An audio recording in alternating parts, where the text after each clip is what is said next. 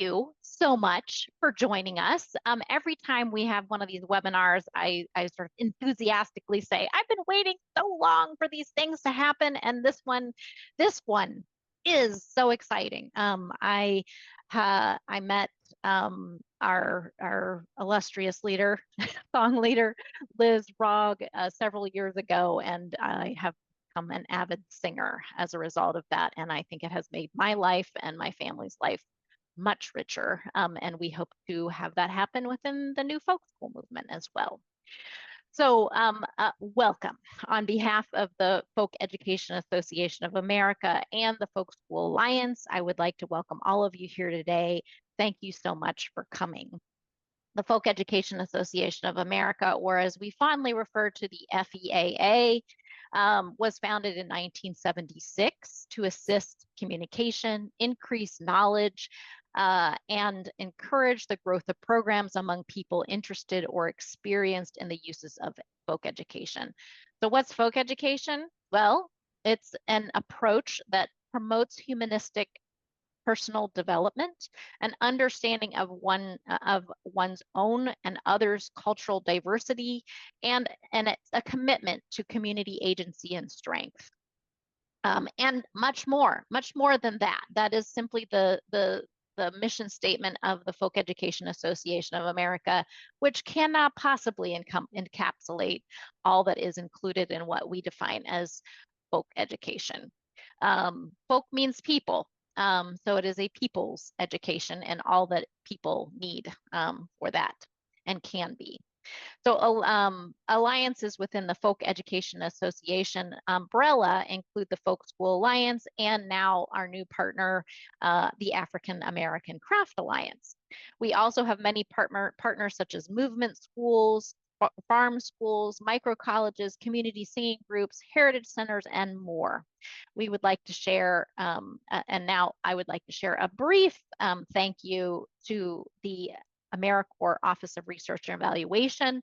This webinar is as a result of being awarded a research grant for participatory action research, which really is about community coming together and talking about what they want to change and what questions they have in order to make that change happen, and then looking into it and investigating that. And we looked into what was going on in the new folk school movement around song, and found that there was a lot of performance music and song happening and singing, but not very much participatory singing, which is a tradition in the Scandinavian folk high school. And it also, I believe, is a immensely powerful tool for social cohesion as well as organizing.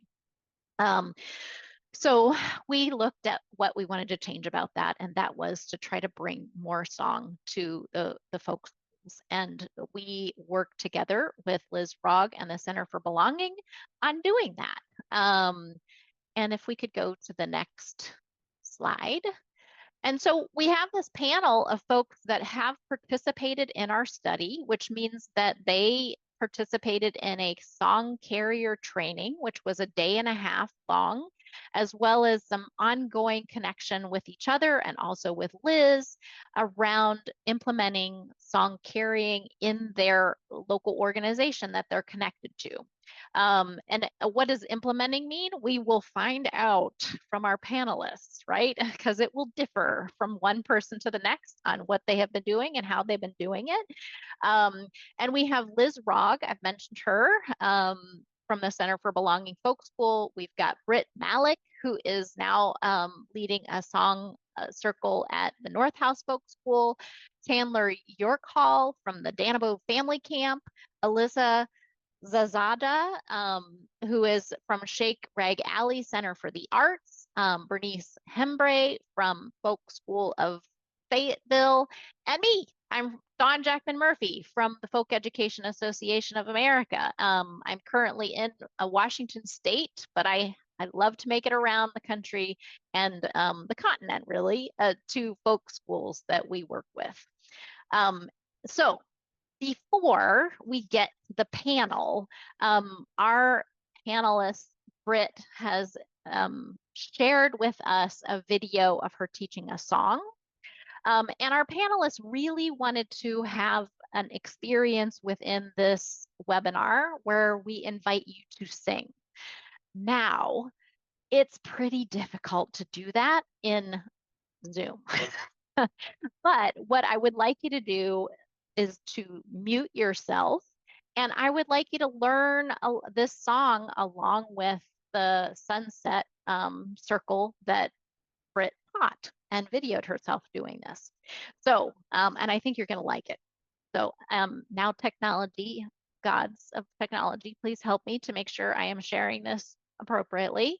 And I will see what we can get this, if we can get this going.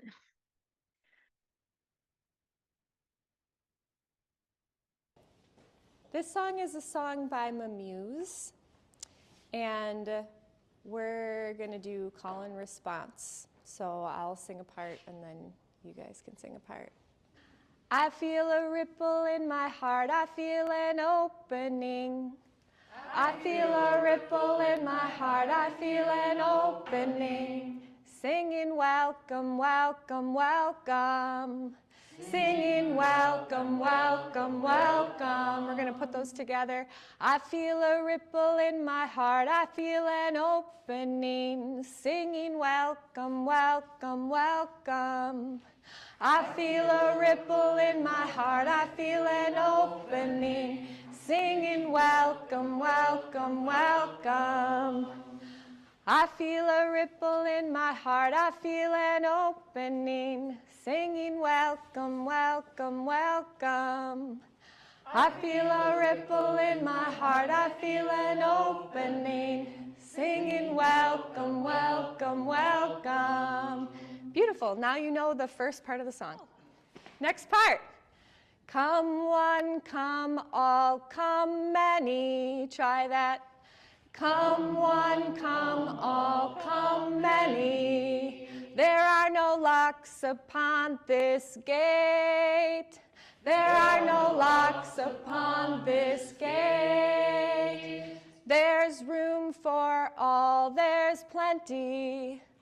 There's room for all, there's plenty. A time to grieve and celebrate.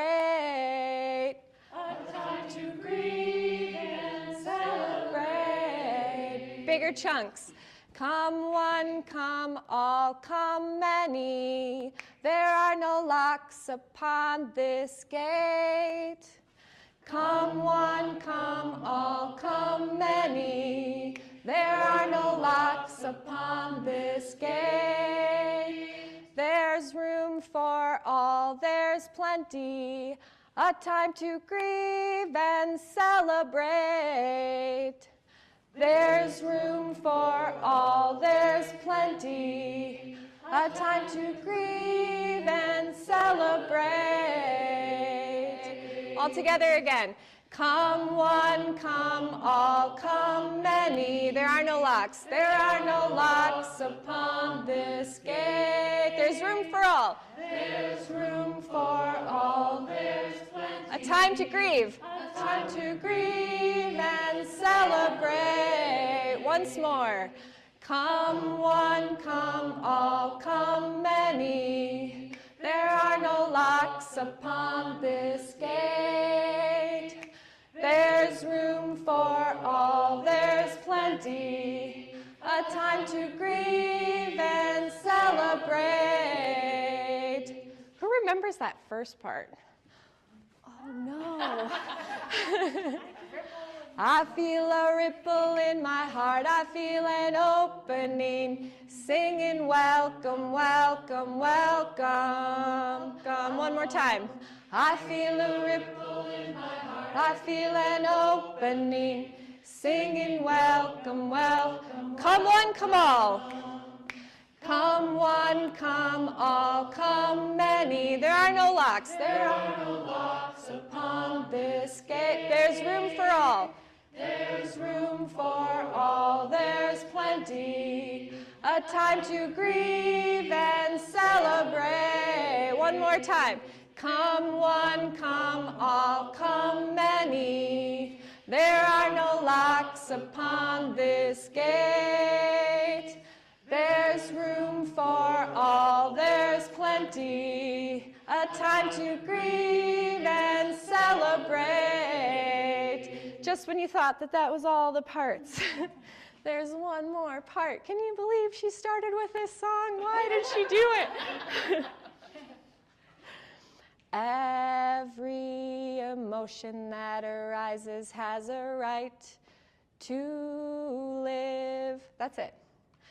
Every emotion that arises has a right to live. Easy peasy.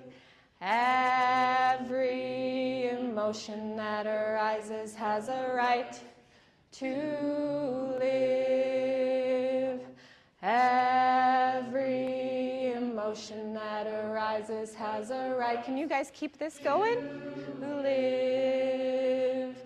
Every emotion that arises has a right to live. Come one, come all, come many. There are no locks upon this gate. There's room for all, there's plenty, a time to grieve and celebrate. Can you keep that going?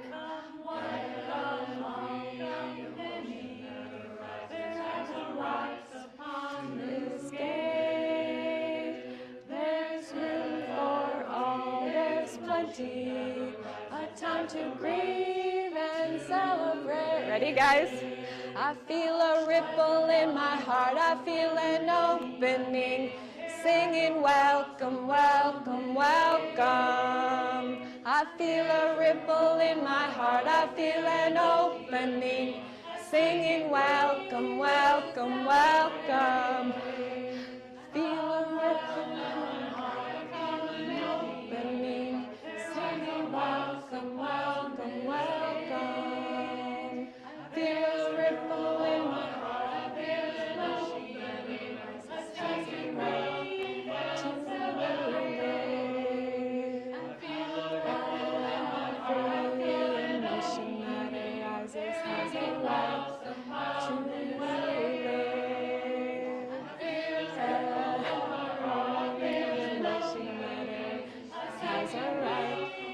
live. Come one, come all, everybody. Come one, come all, come many. There are no locks upon this gate. There's room for all, there's plenty, a time to grieve and celebrate. Wow, you did it.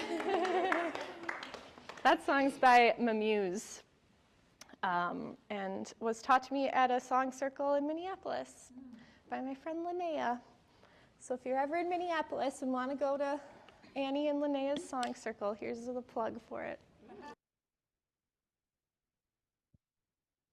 Every time I see that, I can't help but smile. I can't help but smile.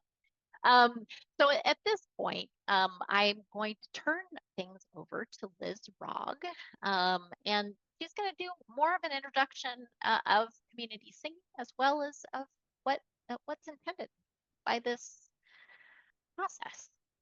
Liz, take it away. Hello. Thank you, Donna and Mari, for calling us together, and thanks to all of you for coming. It's good to be here with you.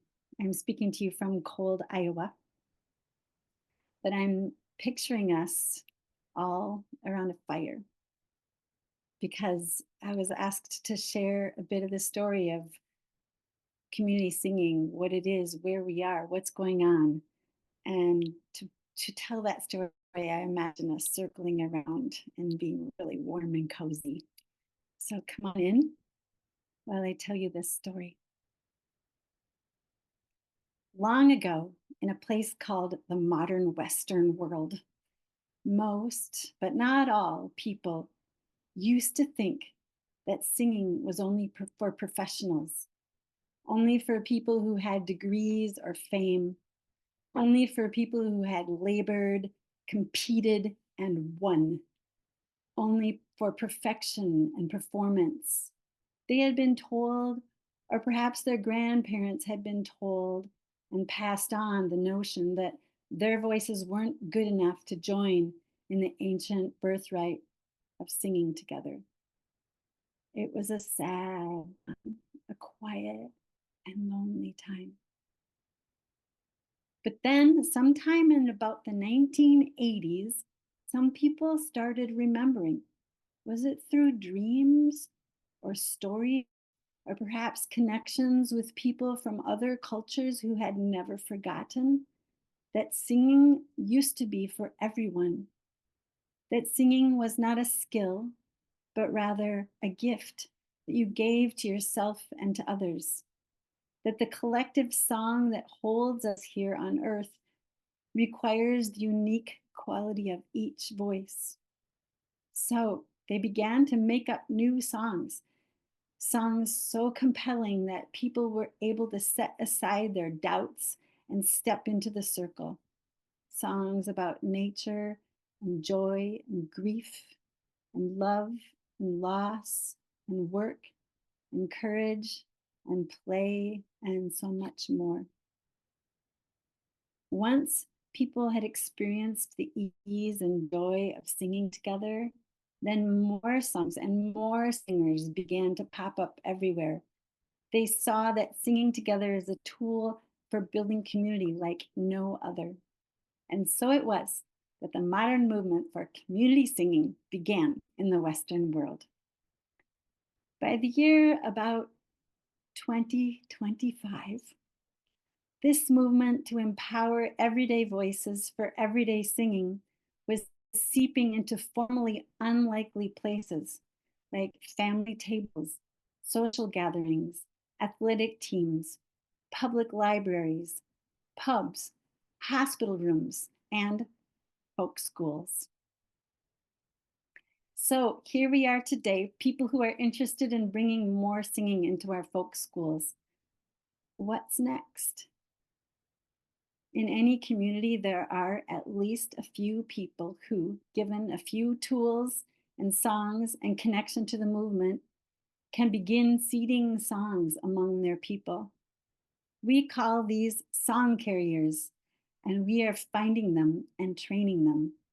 This is the way that we can seed song communities across the land.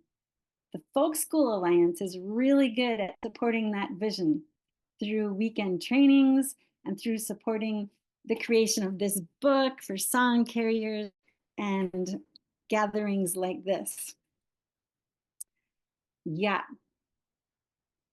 As Mary Oliver said so well, I believe in kindness, also in mischief, also in singing, especially when singing is not necessarily prescribed.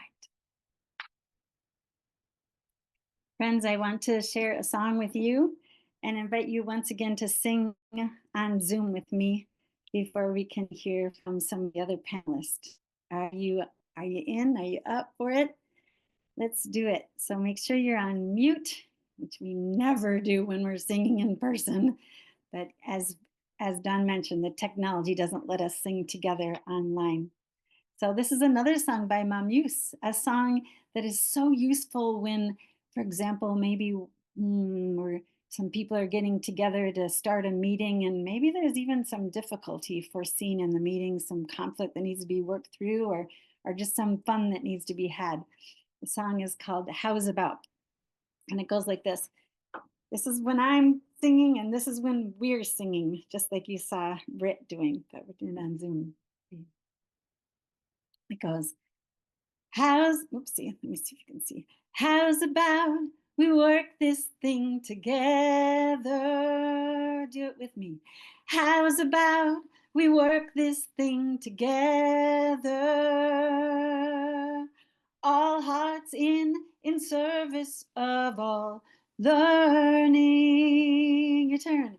All hearts in service of all learning. How's about we work this thing together? How's about we work this thing together? Can I count on you? You can count on me. Here we go. Can I count on you? You can count on me. Last one more time. Can I count on you? You can count on me. Whole thing one more time. Here we go. How's about we work this thing together? How's about we work this thing together? All hearts in service of all learning. All hearts in service of all learning. How's about we work this thing together? How's about we work this thing together? Can I count on you? You can count on me. Together. Can I count on you? You can count on me. Can I count on you? Can I count on you? You can count on me. Wonderful. Thank you, thank you, thank you. Back to you, Dawn. Liz, I absolutely adore that song. Mhm. So this is where we get an opportunity to meet our other panelists and to learn about their entry into this. And so I want to start out with each of the panelists answering the question, how is it that you came to song carrying? What is it that draws you here today? So we'll start with Alyssa. Hello, my name is Alyssa Zazeda. My pronouns are she, her, and as Dawn introduced before, I'm at Shake Rag Alley Center for the Arts. I'm a staff member here, and we're located in Mineral Point, Wisconsin.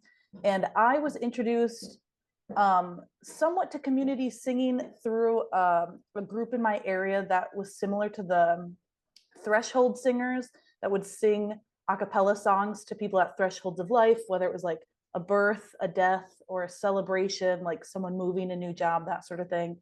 And they brought in Liz to do a song carrier training.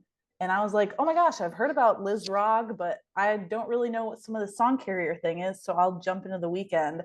And I just fell in love and was opened up to this new realm of singing that I was not aware of and hadn't heard about. And that was just in April of 2024 that I took the training. So very new to song training, and I'll pass it back to Dawn. Thanks, Alyssa. And let's go to Britt. Introduce yourself and let us know, how'd you come to this? Hi, I'm Britt Malik. I use she, her, and I am in Grand Marais, Minnesota.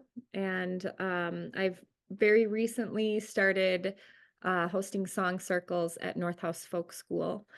And I got introduced to community singing when I was doing a boat building apprenticeship program in Maine. And it was a part of that curriculum was that we would sing before meals, and I hated it at first. And then by the end of my 9 months there, it was like one of my favorite things was the singing that we did in community there. But I didn't realize that there was such a big and broad and powerful community centered around singing until I went ice skating and ran into a friend of Liz's out on a frozen lake who invited me to do some songs with him and introduced me to this whole world happening down in Decorah where he lived for a while. So through luck and mutual friends is how I got introduced to community singing, and I've just been in love with it ever deeply every year. That's fantastic. I did not know that. And I love the ran into someone in the ice skating. Bernice, tell us about, introduce yourself and how did you come to this? Hi, everyone. My name's Bernice. I'm in Fayetteville, Arkansas, which is up in the northwest corner. It's very cold here right now, which I'm sure it is for everyone. How I came to community singing actually came from performance, which is kind of ironic. Um, as a performer touring with our band, Smokey and the Mirror, we noticed when I would invite people to sing along on a song, we would do a traditional song from like a big stage and auditorium to a house concert. It was such a unifying moment where everyone, like the mood shifted drastically in the room when we would ask everyone to join us in a song on a chorus, or like stop the music and have people sing along with us a cappella. And it really shifted my way of thinking how people engage in singing rather than watching on stage, but participating. And we were actually on tour in Denmark.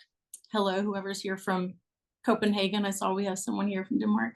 And we were doing some songwriting workshops at the folk schools there, at the high schools. And I was blown away to see that everything we went to in the folk schools started with group singing. And they have books that they would use to find these songs, but they all knew them. They didn't have to use the books. We were the only ones who needed a book, really. And it was a beautiful, beautiful way to gather, and it really set the tone. And you could just see how like tension would leave and everyone's comfortability would change after singing together. And we eventually opened our own folk school, and that was a really big priority for us, is to have group singing. We have jams, we have bluegrass jams and old time jams, and those do involve singing. Obviously, we all sing together at the jams, but community singing is a really, really different and special way of joining together in song. And I dug even deeper when I got to visit with Liz over the weekend and learned more about community singing, which is not a tradition in our area, the community singing that I was exposed to with Liz. So I'm learning a lot more about the variety of songs available to community singing. And we are really just dripping it in whenever we can at our folk school here. And it's been really fun to incorporate more into we have a singing club, as we call it. So just adding more community singing every chance we get. Great. Thanks, Bernice. Yeah. Chandler, how are you coming to this, and introduce yourself?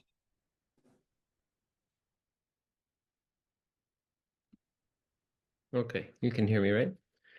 So it's a good question. I think for me, I don't remember a time when I didn't sing, and especially that I didn't sing in community. It was just like in the air and the water when I was growing up. But we started out with church songs, and then I was very interested in leading in those kinds of settings, whether it was choir or church, and then eventually moved away from that and began to do oral tradition songs and folk songs and rounds and things, and including writing some.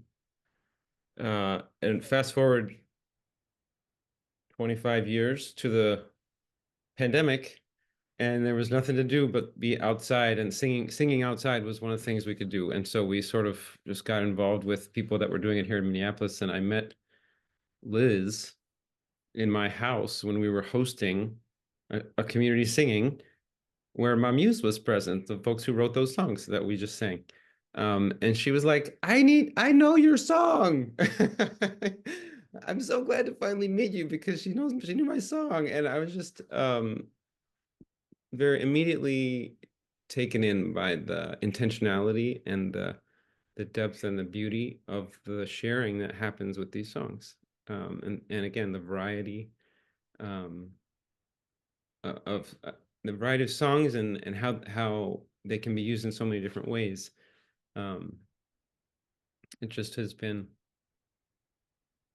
kind of it's become a focus for me and my family. We do it together, and we do it wherever we can. Great. Thanks, Chandler. And Oh, Liz, and why don't you? one more thing about that, I also lead singing at Danville June Camp in Tyler. I know Anita's here. And that has been that started long before I was involved with what we're now calling community singing. But it's been a very interesting project to find how those two things mesh. And that's all I'll say for now. Great. Thanks. You'll have an opportunity to say more about your context. I'm looking forward to it too. Liz. Yes. Oh gosh, it just feels so special to be here with these people that I've had, these you folks that I've had association with through singing and training, but to hear my name come up in these little squares makes me realize that a person that wouldn't know otherwise a listener might think that I invented any of this or started any of it or anything like that. And that is so not true. And if we had more time, I would love to tell you the story of the lineages, the places, the times, and everything like that. You know, my little story earlier talks about in the 80s a reemergence, but it's all like I'm just carrying stuff that my teachers have given me and songs that people have brought. So I just want to make sure you all know that there's a big story that we'll never be able to track all of, but we're just a little group right here. Thanks for that, Liz. Yeah, long history and wonderful people involved from back then. So the purpose of our project and what AmeriCorps, because I'll say a little bit more about AmeriCorps. Often people associate AmeriCorps only with volunteerism. And the Office of Research and Evaluation at AmeriCorps are really interested in the broader kind of what is community engagement, what is social involvement, what is civic engagement. And so that's why this project was something that they were interested in funding and investigating for us. So and so the purpose of our study is to make this change. Liz talked about, in the good old days in 2025 and earlier, when folks to some extent have lost their connection to their voices. And our purpose is to make a small direction, take a step in the direction of changing that. So I want to go to each of the panelists and ask them, so how's it going in your context? And I want to celebrate as the song that Britt introduced us want to celebrate, or that we want to celebrate, and we also want to grieve, because there's all kinds of manner of complexity involved in making community singing a part of your community. So Liz, we'll start with you again if we can, and you need not talk about like just recently, but maybe when you first started as a song carrier, what was it like in your context? Yeah, well, for one thing, the only songs that I knew were big, long songs that had lots of words, like songs from the 70s, 80s, not 80s, 70s, 60s songs that were folk songs. And then I thought everybody knew, and it turns out wasn't the case. And they were too long to teach, and we didn't have words written down. Or if we did have words written down, everybody was looking down at their book. And then some people knew the tune and some people didn't. And I didn't have the courage to actually take the time to say, here's how it goes. And it was just not so good. And eventually I learned that I became more intelligent about how to do from learning from other people. That is to say, teach songs that are shorter, more accessible, teach songs that are meaningful to people so that they actually want to sing them. Don't try to teach 8 songs to a group of people that didn't even come to sing, things like that. And so between me getting a little more skill, some more tools, some more songs, and then people, I swear the world has actually gotten more longing for singing together. So fate collaborated to help it to be the case that now when I bring songs, people are going, yeah, let's do that one again. And where's another one? And they feel confident because they know they're not going to be outed and asked to sing a little solo or auditioned or anything like that.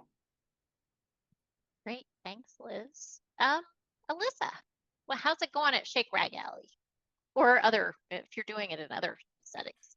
Yeah, I'll talk about sort of other settings and bringing it into Shake Rag Alley. So since I'm very new to learning songs, I'm just starting to kind of gather like a mental collection of different songs that I can lead, I started with sharing songs in very small settings, like at someone's birthday party at their house. I led one song at a small open mic night in my community.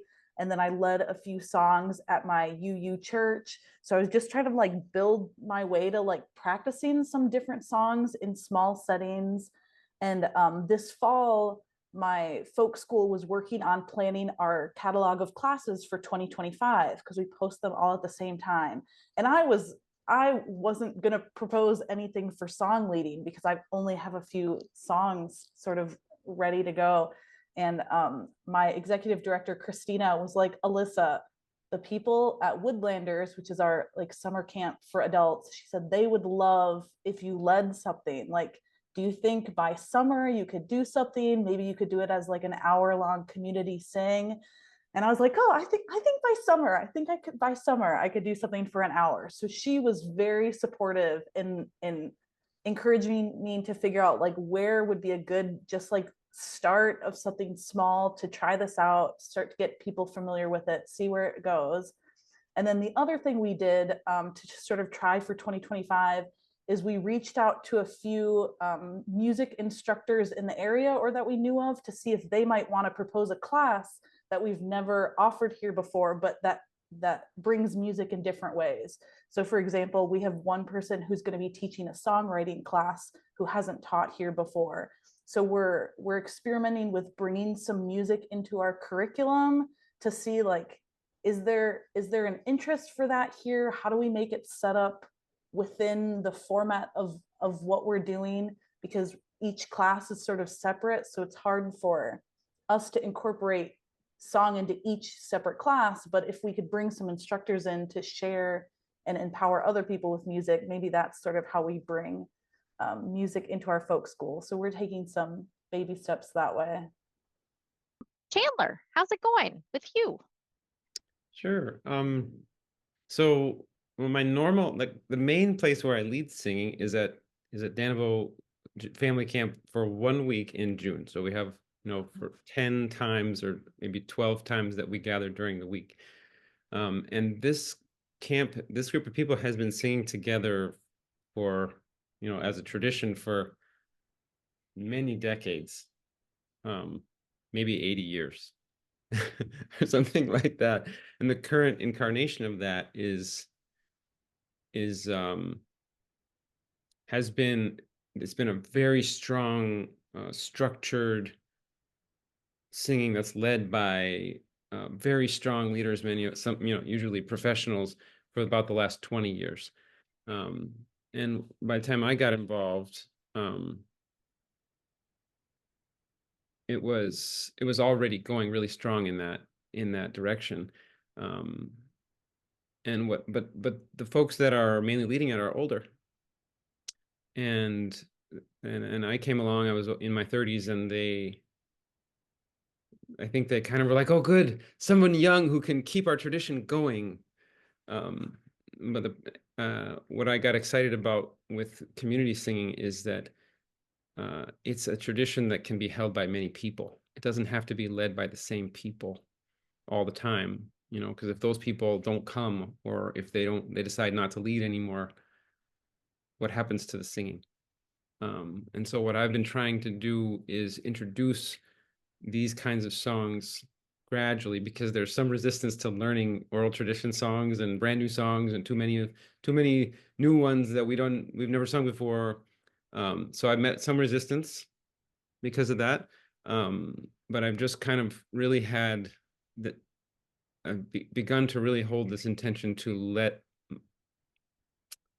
more people be song leaders in our community, and to invite them to bring songs that they like, because there are some other folks who do this kind of community singing, and to just encourage anyone who has a song to get up and lead it, so that we can begin to own it as a community, so it's not so fragile. Yeah, so that's what I'm excited about, and what I'm really grateful for. This is so easy to spread. I think it's so interesting that to talk about the fragility there of a structure when it and how it becomes much stronger when it is shared broadly. So Britt, how about your context? How's it going in Grand Marais? Yeah, so like I said, I've only been doing song circles at North House basically since it got too cold to sing outside. Um, for the last few years, basically since I met our mutual friend Caleb, we've been having these kind of monthly, just around somebody's fire pit sings.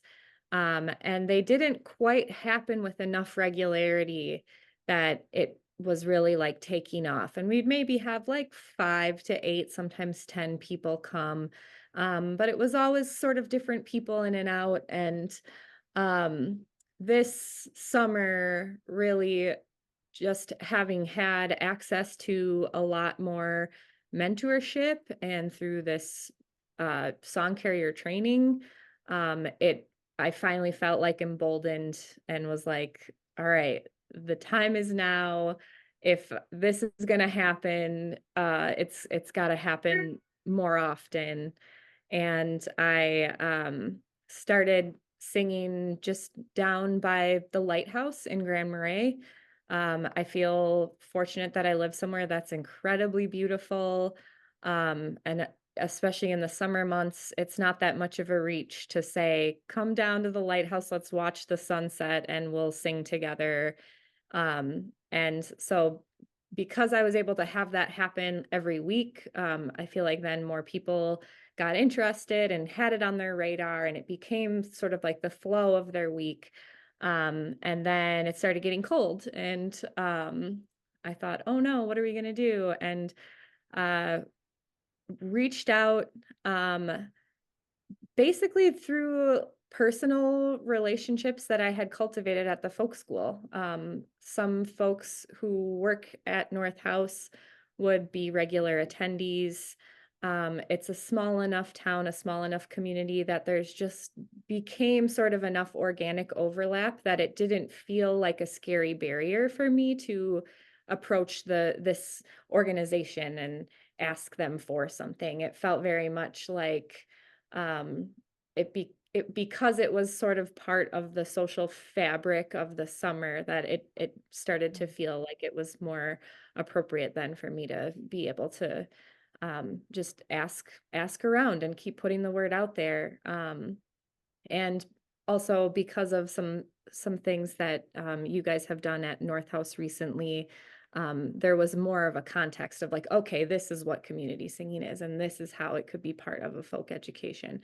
So I kind of just got to piggyback off of all of that momentum, and had some identified the people in the organization who were like the champions of community singing. And while it's not necessarily happening as part of the curriculum, it's happening in the evening time after classes. It fits really well into their community programming, which is something that they're trying to offer more of now too, now that they have like greater space accommodations. And so it's been working out really beautifully, and it's felt like a really seamless transition to get in there. And I haven't been met with a lot of resistance, which I'm really grateful for. And I know that there will be more opportunities for different kinds of like events, or getting into like the beginning of the basket weaving classes to sing a basket song, or having it be more a part of the day-to-day operations at North House. But as of right now, we've been having a pretty good turnout for the cold, blustery conditions the last few months. So Great, great. I'm gonna change the question a little bit. And Bernice, I think you answered a little bit about the context earlier, but I'm gonna throw this one to you. You, as a new community, or as a new song carrier in this format, in this formula, what do you feel like are your needs to be able to do this?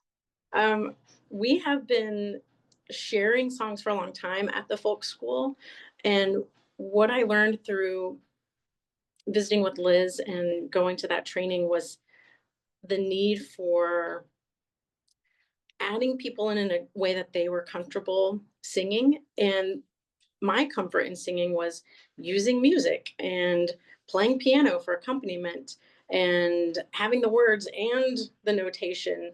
That for me is comfortable. And what I have learned through doing this more and more is that it is not the best way to lead community singing. It has been much more valuable for us to have the like the call and response, and don't put the music out for people to see. Like, let them hear it and feel it and join in a way that's more comfortable, rather than feeling that restriction of a piece of music between them and joining in with other people.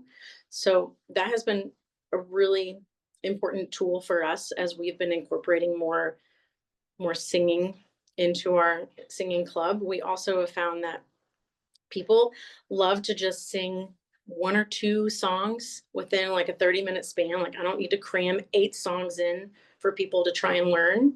I was doing that, and it was a good takeaway, and have learned the hard way that that doesn't work best. Like, choose like 4 or 5 songs and make them easy and let people explore them and spend some time with them, so that we don't feel like we have to cram a lot of songs at them.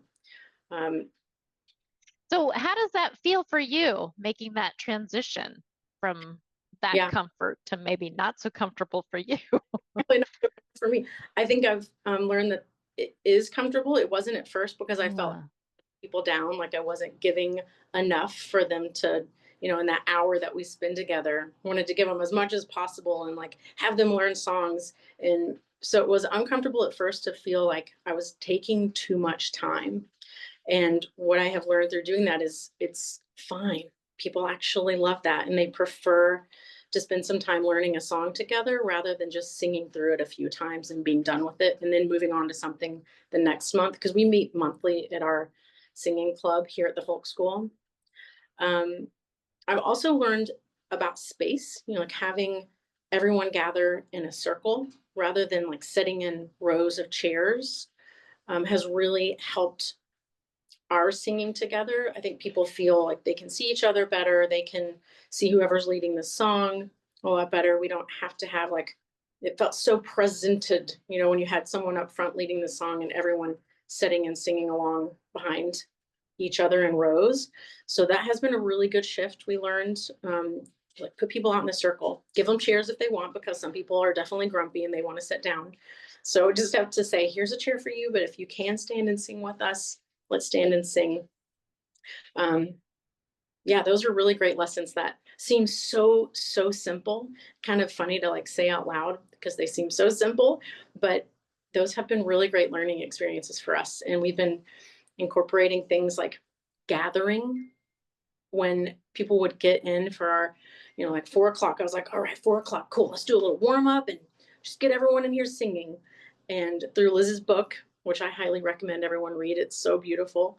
It talks about, gathering and like having a welcome and have people feel welcome when they come in. So I've been putting out tea, which is nice because it's cold. It's been colder. So having like that gathering time for people to come in and just chit chat about what they've been doing that week, what they're going to do the next week. And we slowly ease into singing. And again, like, it sounds so simple, but just that small change for us has really given a really calm and beautiful welcome experience to our singing club. And so I think, so a lot of the things that you've been saying, like, if I think about what makes me feel comfortable, I love a cup of tea. Right. I love a slow startup. Those are things that make things easy for me too. So, Chandler, what do you think you need? What are your needs as an emerging song carrier within this tradition? I mean, if I think about what I would like from my community, from the folks that I'm leading in song,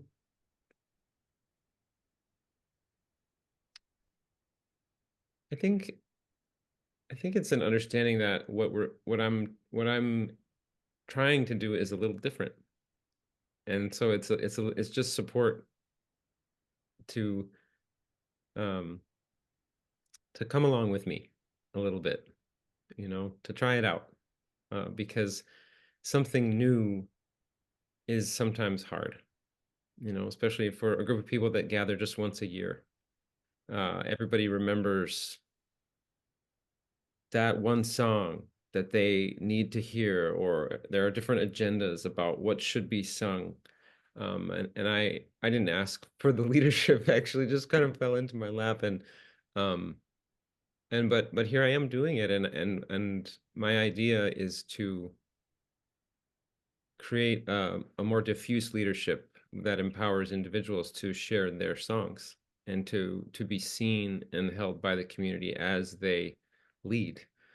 Um, so that's what and I think also, yeah, no, I think if I was to ask from my community what I need or what I would like, it would be something like that. It'd be like, try it with me, you know, suspend your disbelief or suspend your idea about how it should be, and come into this space, which is in actuality so generous and so warm. Um, Great. Can Thanks. can I add one more thing? Mhm. One thing that I feel like I still need, and what I have been compiling, is songs that are really good for community singing. And I have some that I love singing, which are folk songs like, I don't know, Woody Guthrie songs is one that we will often pull out. I love Bob Dylan songs. I love some Sister Rosetta and Elizabeth Cotton. Like, I'm always pulling up some of the old ones that we can all sing along to. But my other co-leader is like 50 years Girl Scout leader. And I did not grow up in Girl Scouts. I do not know all those amazing songs. They know a billion songs. And it's been really great to compile our songs together, because she knows so many beautiful rounds and songs that are really easy to pick up on that we can do in 3 different sections of our group. But I'm still, every single month, I'm like, okay, what song would be really great to introduce this month? So having a resource that's, I know that sounds stupid, because if you looked at my library, I have hundreds of books of songs, but just having some that are easy for people to join in with together, I feel like that would be a really great resource. So a community singing book. Liz, you probably have that. I have seen it in your little tiny notebook, but on a bigger scale. And last thing I'll add is that it's been helpful for us to have a starting song and an ending song, bookends for our time together. And it's a way that these songs are still really new for some people. So it's comfortable for them to have something to latch onto at the beginning and the end. And they're really easy and beautiful songs that just serve our time together really nicely. Great. Well, since you've called on Liz, I'm going to ask Liz to comment on the songbook, and what it looks like within the context of community singing. Yeah, well, it's a wonderful blessing that there are so many people making fantastic songs right now. And I'm not going to say it's a curse, it's not, but it makes it very hard to make a selection, because, well, my friend whose house I'm at right now, just when she heard Bernice, or heard the question, she brought over this book, which I made. It's for a group that I host called the Kitchen Table Singers. It's a comfort choir. We sing songs of comfort, healing, and encouragement for people at any threshold, but such as Alyssa was talking about earlier. And this is the songbook that I made for that group. There's no written notation of music in there. It's just the lyrics. And then wherever possible, in most cases, it says who made the song. And then I also have a spreadsheet that accompanies it, where people can go and listen to the person's recording of it that made the song. So they go. And every year I make a new one, because there's so many new songs that have to go in it. And then my local group goes, what? We have to buy another one now? It's kind of hilarious, but that goes out into the world for people who want it. And it's just one collection from one time and place in the United States of people who are making songs. Other than that, it seems like locally we have a repertoire that we are always building and remembering and recalling.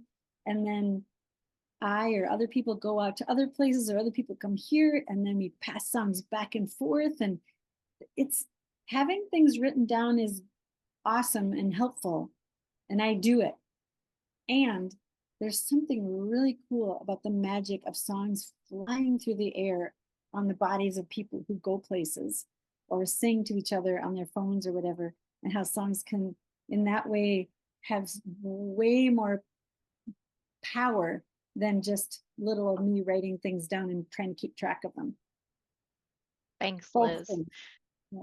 And I'm gonna pass to Britt and on this sort of chain of conversation, because at the end of the video, you actually tell your group who you learned the song from. So you know, and that is that, you know, there, as I've learned, there's some etiquette to community singing and this process. One is naming the songwriter or the song catcher, and then also sharing the lineage of how you've learned it, which I think is really important. So I want, Britt, you to talk about your experience. What is the experience that you're having when you are leading song, like what we saw in the video? What was your experience of that? Oof.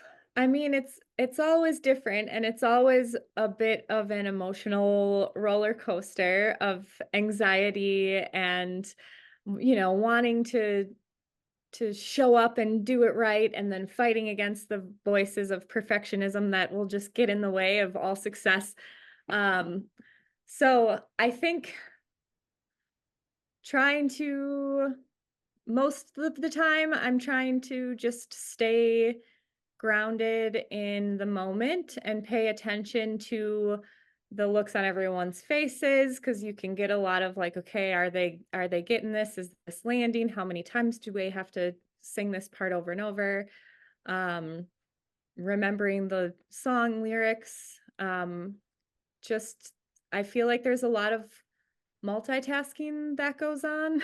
Someone recently asked me if I'd be open to like adding a Zoom component for people who want to join virtually, and I just was like, I can't do any more. Or like when people ask me like, how many people were there? Like, I'm like, I needed one person to be the head counter, one person to, and I've started to kind of like rely on my community of people who are showing up regularly to help me do some of that stuff. Like make sure if there's an unfamiliar face that they get introduced to, or get a cup of tea, or that kind of thing. But mostly just feeling like when I'm sharing songs and sharing the lineage, and sometimes there's a little bit of a story that goes along with these songs, that is an important part of what makes this folk. It's not folk as like, here's this thing and we're preserving it and that's all we're doing. It's folk as in it's a living tradition that depends on people keeping it alive and keeping things moving and generating new things all the time, which I think is lovely. Great. So one last question, and then we'll switch to the audience questions. But what is your vision for? I mean, I've heard Liz say a little bit about what the vision will be, and I've heard a little bit from each of you about little snippets. But when in directly answering the question, what do you foresee in your community? What do you want to have happen in your community with community singing? And Alyssa, we'll pass that one to you first. Congratulations. You get to answer first. I am happy to answer that because my overall larger vision is to give people the opportunity to sing and make music to people who currently feel like they don't have access to that. Whenever I introduce people to community singing, so often it's been people that have been wanting to sing and they've been wanting to do music, but either they didn't learn how to read music and they feel like if you join a choir, like a formal choir, you have to learn how to read, or they think that you have to learn an instrument, or they think that you have to be trained. There's all sorts of reasons why these people haven't done music. And I think my vision as to why I'm leading songs and sharing songs is to share music with people who have been wanting to sing and they haven't been they haven't seen a way that they could do that. And this allows people to sing for themselves, sing with their families, sing with their friends and each other. So that's sort of like my larger overarching vision. And then within that, my plan is to continue learning songs that I can share and share them in the various communities that I'm involved in, both different community organizations as well as different towns throughout my region, just to kind of share what community singing is and get more people involved, so that not only can people sing these songs and share them, but also to hopefully have some more song leaders, so that these start to become common songs that you might go to Shake Rag Alley and hear a song there, and then go down the road to a different organization and they're singing the same song, because the people in those circles are overlapping and learning these songs from each other. So I'm excited just to fill in a lot of the good work that other people are doing and continue expanding it to the rural area where I am. Because right now, if you drive like an hour in different directions, you can find song circles, but I feel like I'm sort of in like a dry spot where there aren't regular song circles. I would like to have regular song circles, and there aren't people sharing these. So that's my vision. Thanks, Alyssa. Chandler, I know you shared a little bit already, but let's answer that question directly. Okay.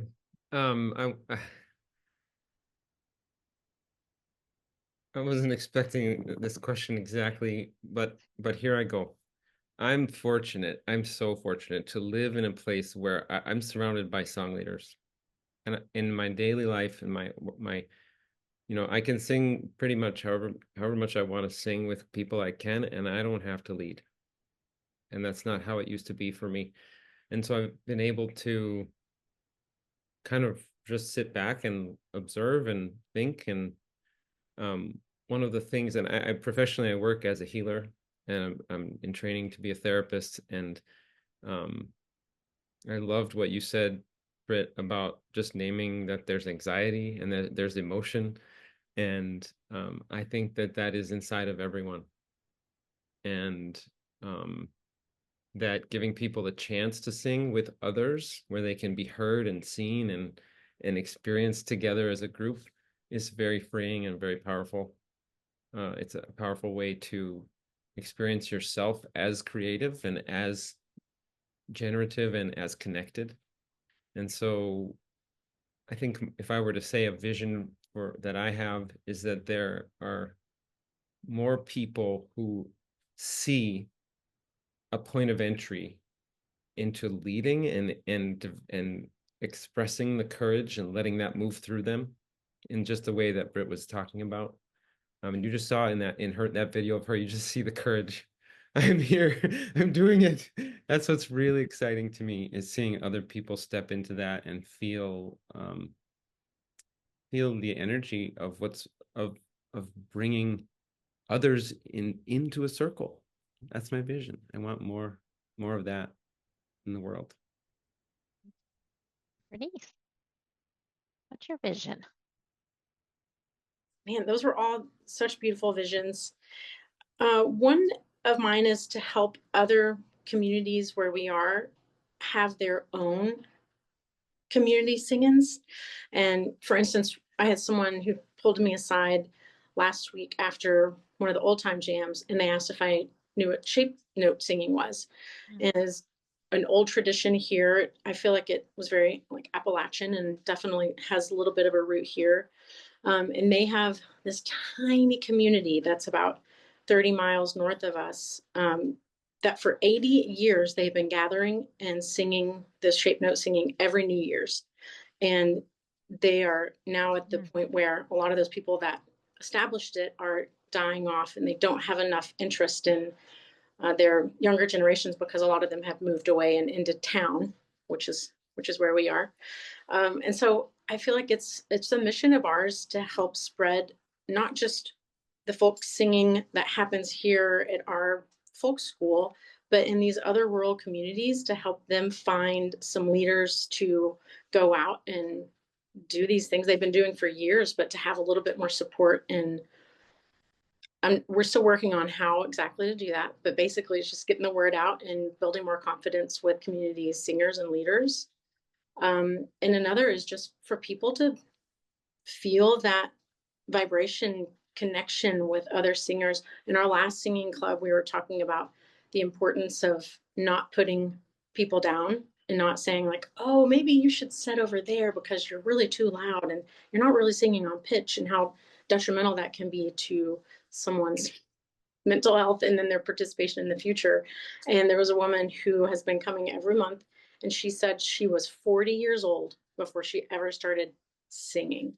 That she didn't sing in her family, they didn't sing together. She didn't go to church, so she didn't have that. Like, she didn't have an outlet to sing, and she's a great singer. And she didn't know if she was a great singer, and she didn't care. She just jumped right in. And I couldn't believe that she shared that with us 40 years without opening her mouth to join in song. And so Right. I feel like the more we get out there and have these community singings and invite people in, the more comfortable they become. And I think it has been life-changing for her. She has come to every event that we do at the folk school and has felt very welcomed. And I think it's been a big change for her. Thanks. Yeah. Britt, did we get your vision? Oh, I share so many of these visions. I feel like singing together is an integral part of building the world that I want to live in. And I have had a lot of experiences where after singing, people will reach out to me and let me know what it's meant for them. Or say, oh, this song that you shared, I shared with my family or shared in these other contexts. So I think the vision of the future is like all these little roots of these songs and the kind of medicine that comes with them just spreading to the far corners of everywhere. Right. Liz, would you like to round us out with a little more of your vision? Goodness, such beautiful words you guys have all shared. Feeling it all. Well, someone named Alfred Wolfson, who was the survivor of the Second World War as a stretcher bearer, he said, the voice is the muscle of the soul. And data shows that 85% of the people in our country, certainly in my kind of community, maybe in some of yours too, maybe not, but 85% of the people think they can't sing because of some unkind thing that was said to them at some point in their life or whatever. And the voice is not only for singing, obviously it's for speaking too. But if the voice is the muscle of the soul, then all the things that we can do to help release people's voices, not necessarily as an individual voice, but much better as part of the collective voice, it's just really important and wonderful and meaningful work. So my vision is that we have a country at some point sooner than later where 100% of the people have a place to bring their voice and feel like it matters, both in speaking and in singing, so that we can not all be so lonely and isolated, and we don't have to only go to individual therapy and all those things in order to find our way back. We can actually have access to a community singing group, along with all the other things that we're doing to try to help each other find belonging and community in ourselves and each other. So we need Thank song you. carriers. Yes. Yes. So at this point, I'm going to read out the questions that she's shared with me from our participants here. So the first question is coming from Menarda. Has anyone shared song circle organizing with others? Menarda wants to lead, but can't lead every week. How are you finding balance in how you do it? And then are you sharing the responsibility with someone else? I think Liz. that's a dream. I've had that opportunity before. It's really great because then while the other person is leading their song, you're kind of feeling the field and seeing what might be next, and then coming into it fresh. Not always possible. It needs to be a person that you feel like you can communicate well with and collaborate with. And so a lot of us, at least at this moment in time, are leading by ourselves, but that's not the way it's always going to be, because there's more and more song carriers. And I'll say that, one of the desires that I have is to continue the mentorship and peer mentorship within this group. And perhaps that means that folks that have participated in the trainings can join with another person that has participated in the trainings to do just that. I often say to people, the only wrong way to do it is to do it alone. And that goes for lots of different things, lots of different endeavors. It sounds like Bernice has got a partner. Bernice, you want to comment? Yeah, I was fortunate that I knew my co-leader, we call ourselves, the leaders. She had actually approached me about doing some song leading. So I was really lucky that she had approached me, but there are some tips I have learned in our almost 2 years of doing this.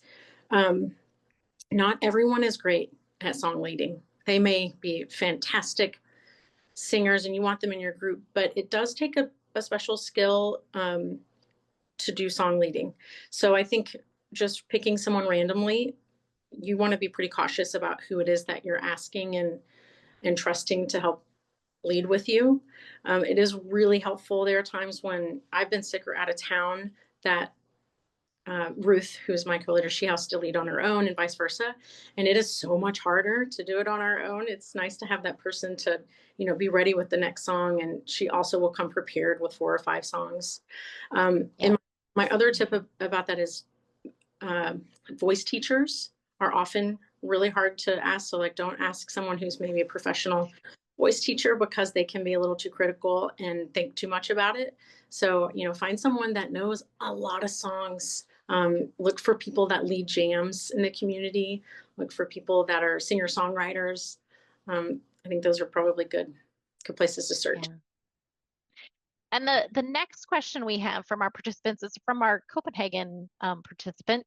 And I'm sure this conversation is very interesting because there's such a tradition of singing in Denmark and in Scandinavia in general.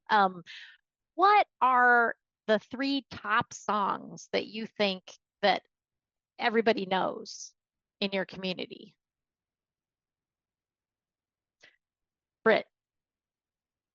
I'm laughing because it is like this abysmal version of Happy Birthday where it expects everyone to sing a full octave, Happy Birthday, and it's kind of a dirge.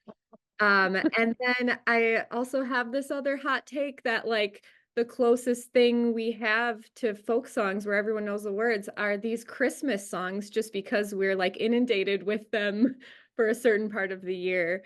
So that's one of my visions of the future, is that there are songs that are for every season and for every moment, and that enough people know them that it's oh, this is just what we do. We're getting together and it's springtime, so we're going to sing this song about the lilacs blooming. And I long for more of that, and I know I'm not alone in that longing.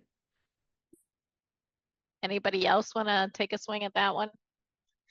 I got to tell you, I was at an amusement park recently, and we ended up in a line that was, we were in line for 3 hours. And at the end of the 3 hours, they told us that the ride was broken and it would be another 45 minutes at least.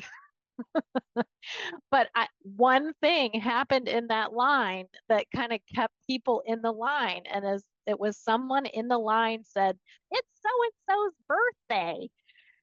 And the whole line sang happy birthday together. They sang that dirge. The dirge. Right? And at least there was something, but I desire so greatly that there would have been yet some other thing, and several songs that we could have shared together for 3 hours while we're in that line. For us, So, I would say This Land Is Your Land is one that a lot of people in our region know, and also You Are My Sunshine. Those are two like go-tos that most people are going to know. The third one, gosh, I feel like there are a lot of runners up for spot 3. yeah. And I'll say one more thing, and then I'm going to pass to Liz because I can see she wants to say something. I was at a restaurant in where with a group of people, and I was with another song leader, and then we invited this young woman to lead a song. And she's like, I don't lead song, but I know one song that everybody's going to know, We Shall Overcome. And the whole restaurant sang with us. Liz. I was just gonna say that it's so separated by generation. Like when that question comes to me, I think, oh, if I had a hammer, but hardly any of the young people that I know if I had a hammer, and they know all these songs that I don't. So that is the beauty of this movement, is that, as Britt was saying, that there's all these songs coming up that are learnable. When I picture you in that line, Dawn, I'm a little surprised that you didn't start teaching songs, because that's your. I should have. It takes courage, though. It really takes courage. It takes a And bunch it was an angry line. Yeah. Yeah, but if we have more and more of the people that can just bring up one, and then maybe there's some other secret song leader in the line that brings another one, because if we're all starting from zero, that is to say, it's not one generation's song, it's songs for now, then maybe we can be together more. Definitely. Chandler. Well, I'm just still on the question of top 3 songs, which is interesting because if I think of it, like if I can transport myself to Tyler, Minnesota, and Danabo June Camp, that is, interestingly, Liz, an intergenerational community. You have people who've been going there since they were kids and they're in their 70s. You have little ones, and if I look at that, 3 songs that everyone there would know: Amazing Grace, You Are My Sunshine, and the Danish hiking song, which is something that we sing at the end of every camp. We wake up all the sleeping people at morning singing by marching through the building and singing this song. Hustle up, you lazy, good-for-nothing sofa lovers. Well, wonderful. So thank you all so very much for participating in the panel, and to our participants who have attended. I do have one last video for you as we will sing you out through this video, sing you out of this webinar. And I hope that you return to the Folk Education Association of America, particularly if you have any questions. We do have one last funded Song Carrier Incubator training that will be happening in Olympia, Washington, the week of Mother's Day. So if you're anywhere near Olympia, Washington, and you want to participate in that, Liz will be out here in Washington State, along with the Heartwood Trio, which is Serena Partridge, Heidi Wilson, and Willie Clemson will be out here, and they will be co-leading this Song Carrier training for us out here in Washington State, and I invite you. So again, thank you so much for attending, and I'm going to share this last video, which is a little bit of welcome and a little bit of a blessing on your way out. So thank you so much. You are welcome, you are welcome home, home. You are welcome, you are welcome home, home. What you got? What you got in your basket? What you got in your basket? Oh, what you got in your basket? What you got in your basket? Oh. A little piece, my turn, your turn at a time. First chunk sounds like this. Who could have imagined? Who could have imagined? Who could have imagined? Who could have imagined? Let's put those two together. Who could have imagined?